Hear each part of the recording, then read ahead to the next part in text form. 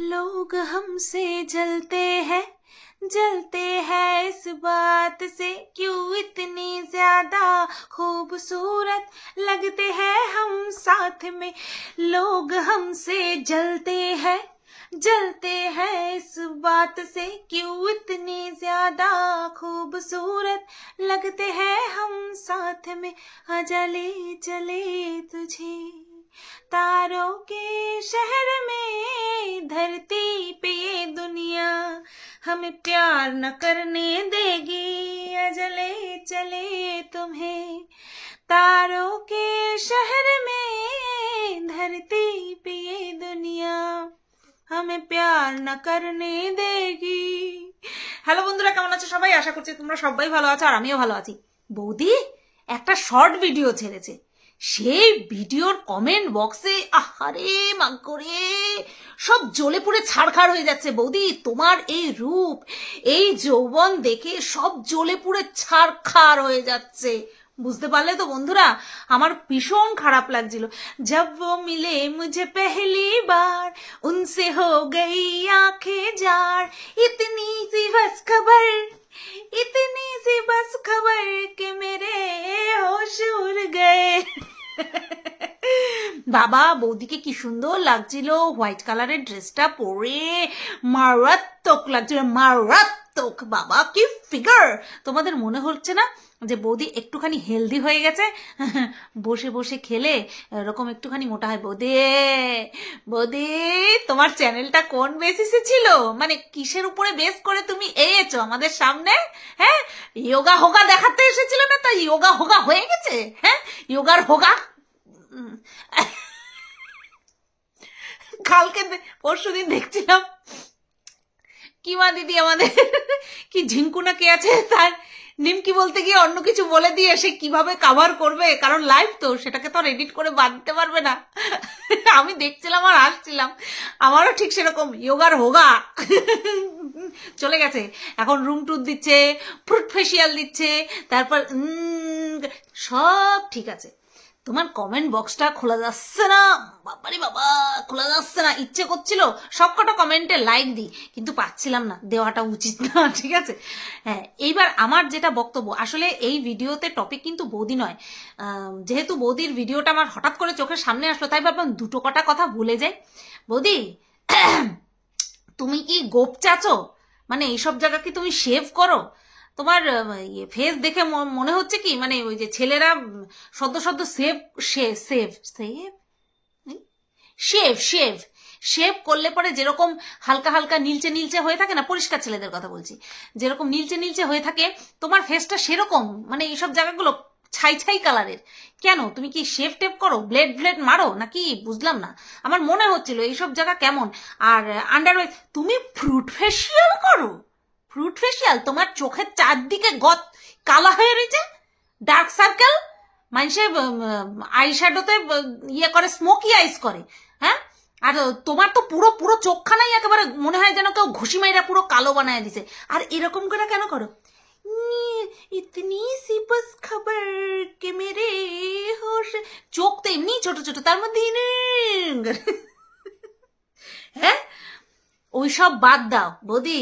হাত কাটা সরু ফিতাওয়ালা ড্রেস পরে তুমি মডার্ন সাজছো, মানে তুমি এমনিতেই মডার্ন, তো সেই মডার্ননেস, হ্যাঁ আমাদের কিমা বলে, কিমা দিদি বলে ফিলনেস। কিমা দিদি ফিলনেস না, ফিলিংস। আমি অনেক ভুলভাল করি, আমাকেও মানুষে শুধরে দেয়, তা তোমার ভুলটা আমি একটুখানি শুধরে দিলাম, ডোন্ট মাইন্ড। হ্যাঁ, তোমার ফিলনেস হবে না, সবকিছুর সঙ্গে নেস যুক্ত হয় না, ফিলিংস। ঠিক আছে, তো আমাদের বৌদি হচ্ছে মডার্ন সাজছে, ভীষণ পরিমাণে মডার্ন সাজছে, अंदर से भी बाहर से भी। ঠিক আছে, अंदर से सब बाधा विपत्ति हट गया, अब सिर्फ मौज करो। তো ঠিক সেরকমই ওপরেও তো ড্রেসটা সেরকম পড়তে, মানে ভেতরে পরিস্থিতি যেরকম চলে আমরা কিন্তু বাইরে সেইভাবেই নিজেদেরকে ফুটিয়ে তুলি, তাই না? তো বৌদির ভেতরে এখন ফুরফুর করে হাওয়া বইছে চারিদিক থেকে, একদম প্রেম প্রেম ভাব। না, প্রেমিকের অভাব নেই বৌদির, কিন্তু প্রেমিকের অভাব নেই।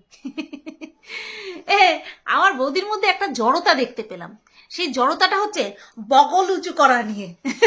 বৌদি ফুল কভারেজ ফাউন্ডেশন মারো বগলে। এই কেমন কালা হয়ে গেল।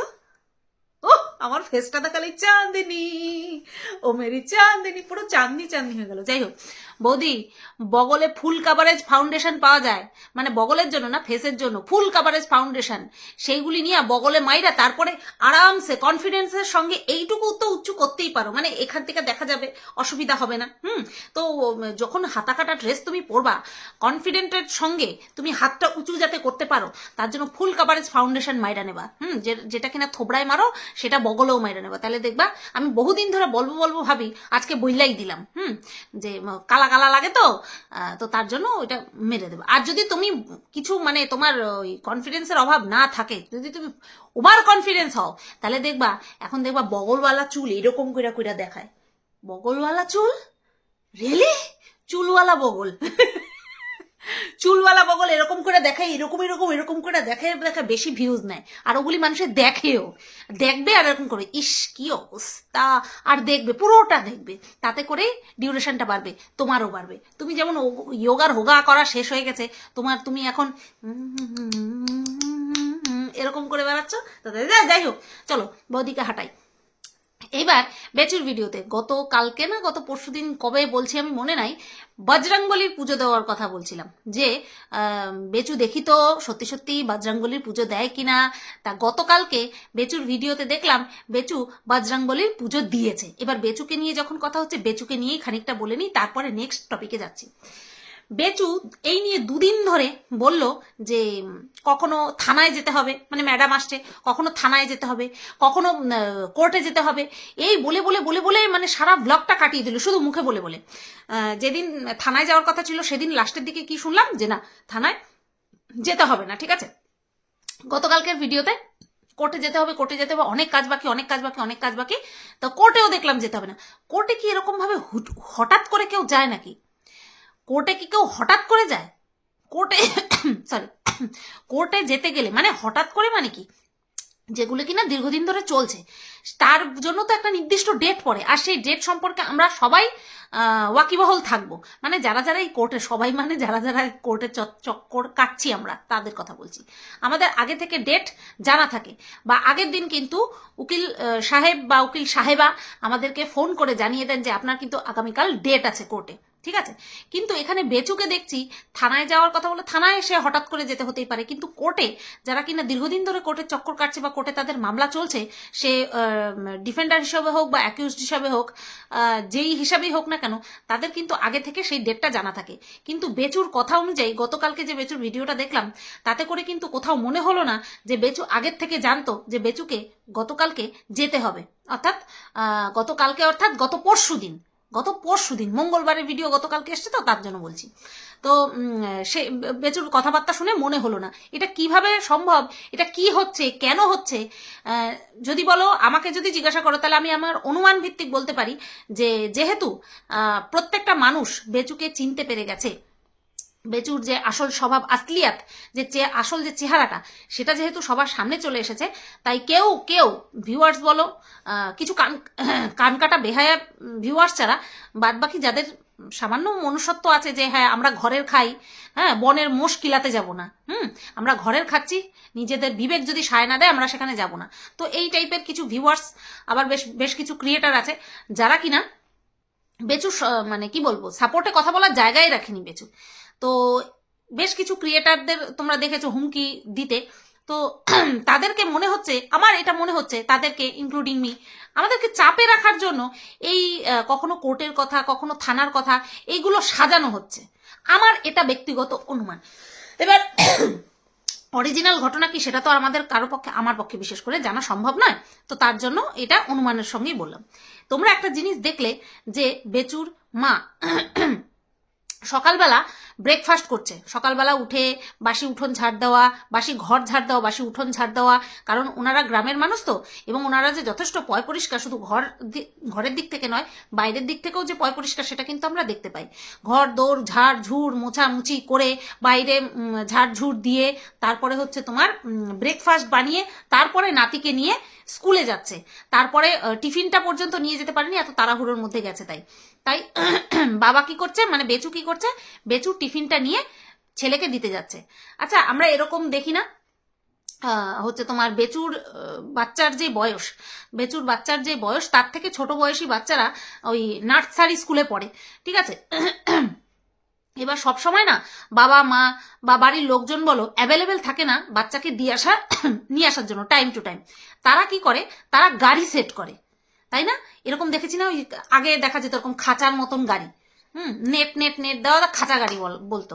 তো আমার হাজব্যান্ডও বলেছে যে আমিও ওই গাড়িতে করেই যেতাম, খাঁচার গাড়ি খাঁচায় করে যেতাম।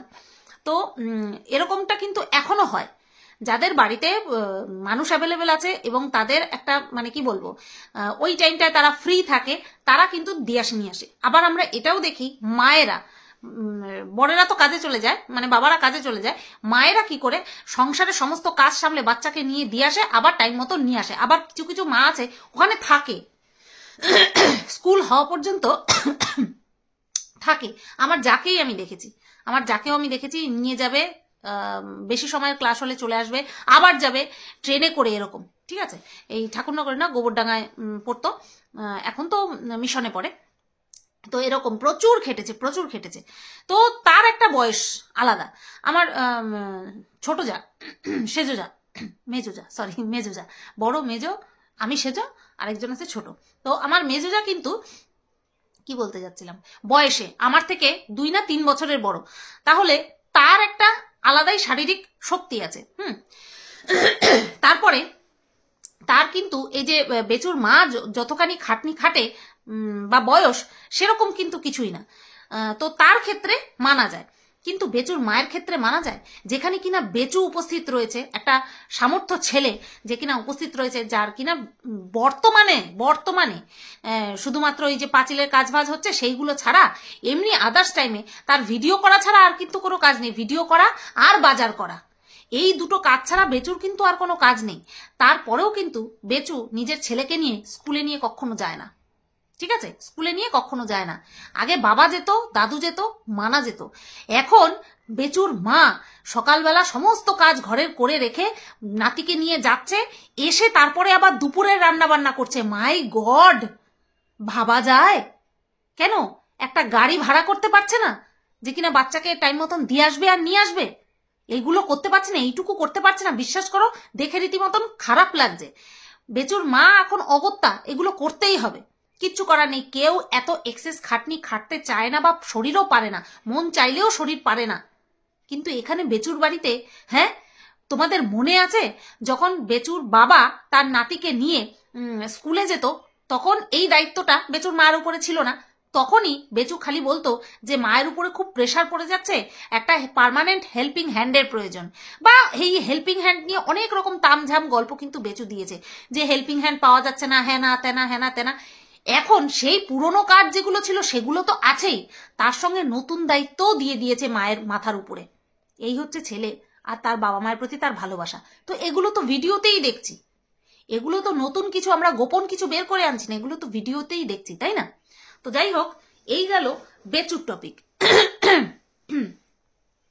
এইবার হচ্ছে তোমার আসি মিনার মায়ের টপিকে। মিনার মায়ের একটা ভিডিও দেখলাম। মিনার মা বলছে যে ভগবান যে আমার সাথে আর কি কি করবে তা ভগবান উনিই জানেন। আচ্ছা, এই কথাটা কোন পরিপ্রেক্ষিতে বলেছে? বুকে ব্যথা হয়েছে। বুকের বাঁ পাশে ব্যথা হলে আমরা সবসময় কনসার্ন হই, যেহেতু বাঁ পাশে হার্ট থাকে তার জন্য আমরা খুব কনসার্ন হয়ে যাই। সে ব্যথা যে কারণের জন্যই হোক না কেন, হার্টজনিত হোক বা অন্য কোনো কারণে হোক, আমরা কিন্তু একটু ওয়ারিড হয়ে যাই। ঠিক তেমনি মিনার মায়েরও বুকে ব্যথা।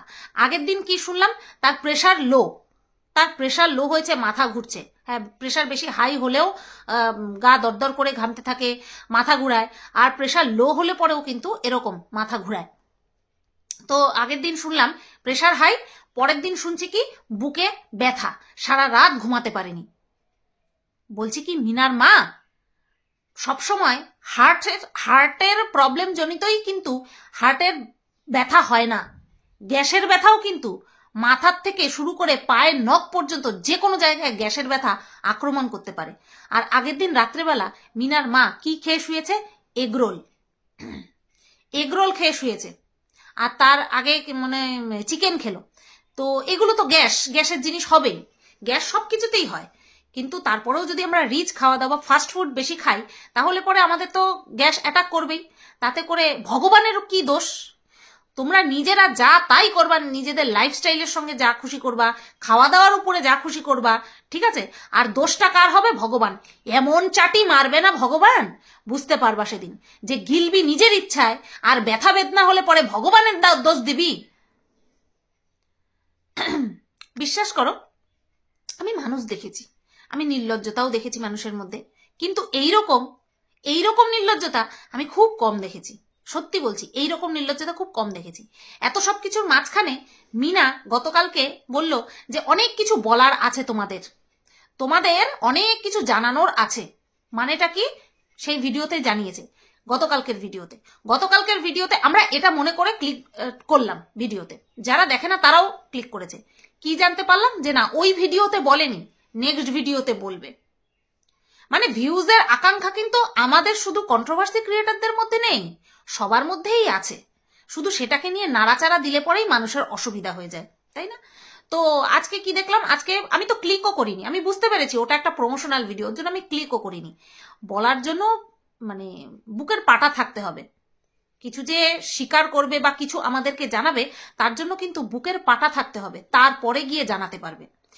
এইবার একটা কথা গতকালকে তোমাদের মানে সবার কাছেই আশা করছি ক্লিয়ার হয়ে গেছে, সেটা হচ্ছে অ্যাবাউট মিনার শর্টস চ্যানেল, যেটাতে কিনা ওই আদ্দামরা খাসি কানকাটা কুত্তা বেহায়াটা এসে দুখানা লাইভ করলো। একটা প্রথমে লাইভ করলো, অনেকেই ভেবেছিল যে হুমকিটা ও মিনার উদ্দেশ্যে দিয়েছে, সেটাকে ক্লিয়ার করার জন্য 1 মিনিট 35 সেকেন্ডের আরো একটা শর্ট লাইভ করলো, যেখানে কিনা দামড়াটা ক্লিয়ার করে দিয়ে গেল যে ওটা কোনো ওই হুমকিটা কোনো ব্লগারের উদ্দেশ্যে নয়, মানে ওর প্রেমিকার উদ্দেশ্যে নয়। ওর প্রেমিকার উদ্দেশ্যে নয়, ওটা কোনো কন্ট্রোভার্সি ক্রিয়েটারের উদ্দেশ্যে, এবং সেটা তোমরা সবাই দেখেছো, বুঝতেই পেরেছো যে ওটা আমাকে উদ্দেশ্য করেই বলেছে। আর এটাকে কেন্দ্র করে কিছু কিছু নোংরা জানোয়ার তাদের আবার সেই নোংরার মানে কি বলবো মুখটা খুলে দিয়েছে, নোংরা মুখ খুলে দিয়েছে। আমি একটাই কথা বলবো, এই কথাটা বলতে বলতে বলতে বলতে আমার মুখ থেকে ফেনা উঠে গেছে। তারপরেও ভিউয়ার্সরা তোমরা ভুলে যাও যে বিনা কারণে আমাকে নিয়ে যদি কেউ নোংরা কথা বলে, কেউ ষড়যন্ত্র করে কথা বলে, যেটা কিনা জন্মসূত্রে পেয়েছে, ওই ষড়যন্ত্র চক্রান্ত করাটা না জন্মসূত্রে মায়ের পেট থেকে বের করে নিয়ে এসেছে। তো তাদের কথা শুনে বিনা কারণে কোনো প্রুফ ছাড়া যদি আমার নামে কোনো রকম নোংরা কথাবার্তা বলে, যেটা কিনা সে তার ঘরের মধ্যেই পরিচালনা করতে থাকে, ঘরের মধ্যেই হতে দেখে এরকম নোংরামো, সেটা যদি আমার উপরে বিনা কারণে বর্তায়, সেটা দেখে যদি তোমরা আঘাত পাও, আমার কিচ্ছু করার নেই। রীতাদি, তারপরে বিদিশাদি ভাই, আরো এরকম অনেকে আছো, মধুমিতাদি, যারা আমাকে ভীষণ পরিমাণে ভালোবাসো, তোমরা কেন দেখতে যাও? আমরা সত্যি তোমাদের সামনে থাকলে আমি তোমাদের পায়ে ধরে রিকোয়েস্ট করতাম, দেখতে যেও না। আর যদি দেখো, আঘাত পেও না, দেখে দুটো গালাগালি দিয়ে চলে আসো।